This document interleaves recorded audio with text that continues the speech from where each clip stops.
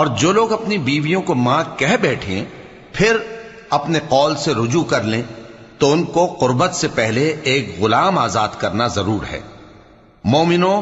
اس حکم سے تم کو نصیحت کی جاتی ہے اور جو کچھ تم کرتے ہو اللہ اس سے خبردار ہے۔ اب جس کو غلام نہ ملے وہ قربت سے پہلے لگاتار 2 مہینے کے روزے رکھے، پھر جس کو اس کا بھی مقدور نہ ہو اسے 60 محتاجوں کو کھانا کھلانا چاہیے۔ یہ حکم اس لیے ہے کہ تم اللہ اور اس کے رسول کے فرما بردار ہو جاؤ، اور یہ اللہ کی حدیں ہیں، اور نہ ماننے والوں کے لیے درد دینے والا عذاب ہے۔ جو لوگ اللہ اور اس کے رسول کی مخالفت کرتے ہیں وہ اسی طرح ذلیل کیے جائیں گے جس طرح ان سے پہلے لوگ ذلیل کیے گئے تھے، اور ہم نے صاف صاف آیتیں نازل کر دی ہیں، اور جو نہیں مانتے ان کو ذلت کا عذاب ہوگا۔ جس دن اللہ ان سب کو جلا اٹھائے گا تو جو کام وہ کرتے رہے